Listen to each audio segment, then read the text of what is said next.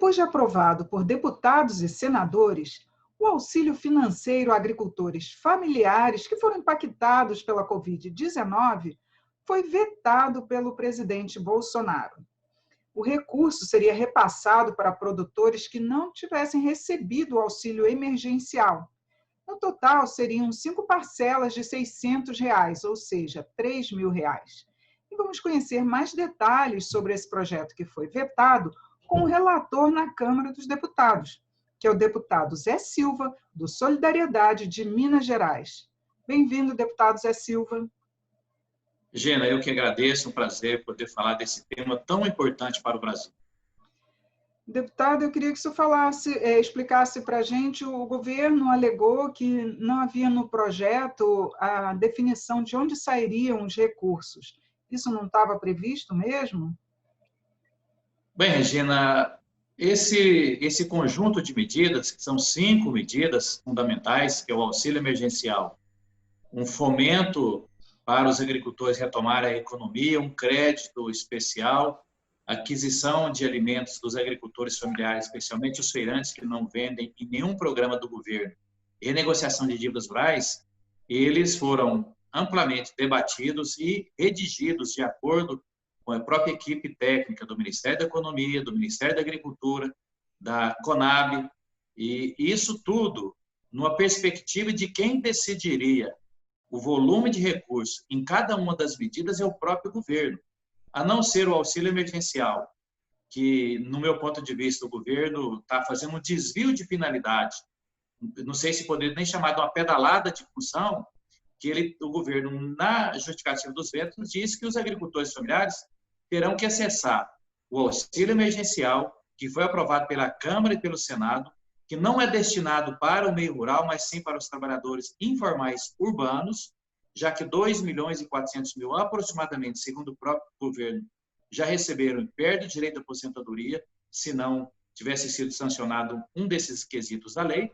Então, esse fundamento do governo, ele não se sustenta tecnicamente, porque se o governo falar, ó, eu vou colocar 10 milhões para o fomento, vou colocar 100 milhões para o crédito, vou colocar 50 milhões para apoiar na compra de alimentos dos agricultores familiares para serem doados para as entidades assistenciais, essa é a lógica desse conjunto de medidas, sem contar que, além de ser emergencial, serem emergenciais as medidas, elas são estratégicas e estruturantes, já que outro quesito que o governo justifica, que é a declaração de aptidão seria a porta de entrada, como que o Congresso Nacional vai colocar a porta de entrada que já exclui pelo menos 826 mil agricultores. São 700 mil famílias da reforma agrária que não têm documento da terra e não têm a declaração de aptidão, e 126 mil que estão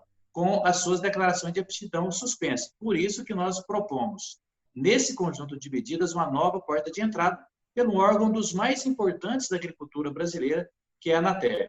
Então, todas essas justificativas do governo. Primeiro, o governo ele ignora um projeto que foi apresentado por grande parte dos deputados federais, aprovado por unanimidade na Câmara e no Senado.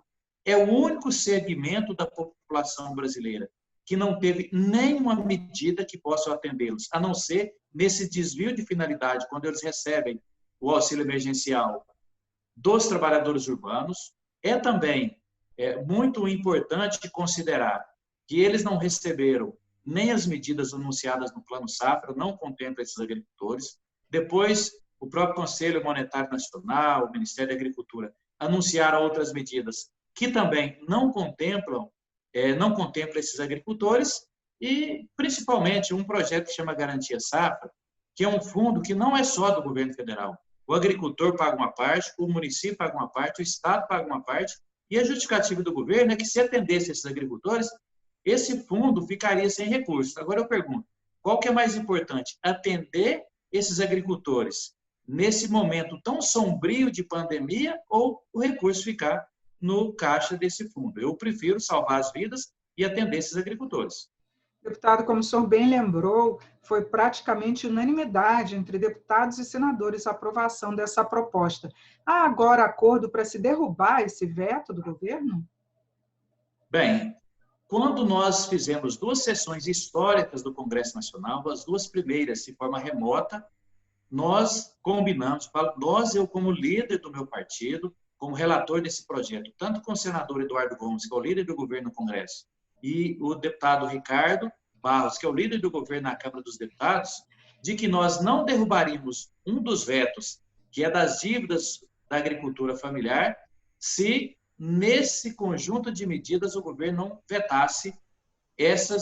não vetasse esses quesitos. Então, houve também um rompimento de acordo. Eu já, imediatamente, o próprio líder, Ricardo Barros e Eduardo Gomes, já me procurou imediatamente, eu quero, inclusive, agradecê-los, colocando à disposição, diz que não foram consultados para combinar os quesitos, né, os dispositivos que seriam vetados.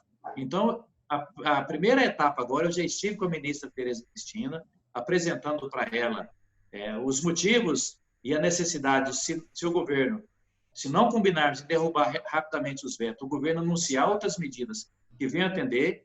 Eu até disse que a história sempre diz que as famílias rurais sempre ficam por último quando são atendidas. E até no tempo de pandemia ficaram por último. Então, eu reuni com a ministra Tereza, já reuni com o presidente da Câmara, o deputado Rodrigo Maia, que também colocou à disposição, e com os 2 líderes. Espero no início da próxima semana e nos próximos dias nós combinarmos. Ou o governo anuncia medidas que venham atender esse segmento, que é o único não atendido, ou então, rapidamente, pautarmos esses vetos e derrubá-los. Até porque a agricultura familiar, ela coloca 70% dos alimentos na mesa de todos os brasileiros e representa 84,4% de todos os produtores rurais. E também vai contra a própria defesa do ministro Paulo Guedes, a equipe dele. Eu quero aqui isentar a equipe técnica, que foram muito competentes, muito colaborativos, né, na elaboração desse conjunto de medidas. Ele fala que o objetivo do governo é atender aqueles que, lamentavelmente, são invisíveis para os governos, não só para todos os governos. E é exatamente esse setor. E eles que são invisíveis continuam sem serem vistos pelo governo, já que o Congresso Nacional conseguiu, de uma maneira inédita, histórica. Eu estou no 3º mandato há 30 anos trabalhando com políticas públicas para a agricultura familiar, e é o conjunto de medidas mais estratégicos, mais legítimos e que mais atende esse segmento tão fundamental, não só em termos econômicos, mas também na segurança alimentar e na preservação das nossas raízes históricas da nossa agricultura. E teve mais alguns itens que foram vetados nessa proposta? Não, só foram, é melhor falar os que não foram vetados, né? Não foram vetados o dispositivo que garante que os agricultores familiares que, através de um desvio de finalidade, foram beneficiados com auxílio emergencial urbano, eles perderiam o direito de segurado especial da aposentadoria, da Previdência, e não se aposentariam no futuro.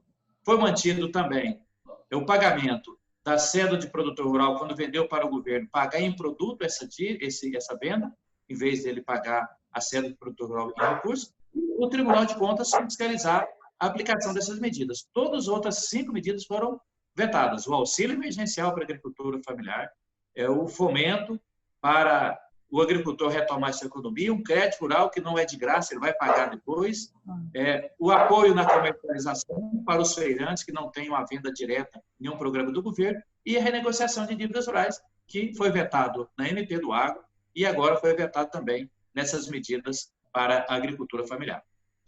Tá certo, deputado Zé Silva, muito obrigada pelos seus esclarecimentos e participação aqui no Palavra Aberta. Eu que agradeço. Um abraço a todos. Eu conversei sobre o veto presidencial à ajuda aos agricultores familiares com o relator na Câmara, deputado Zé Silva, do Solidariedade de Minas Gerais. Eu sou Regina Assunção e agradeço a sua audiência. Até a próxima.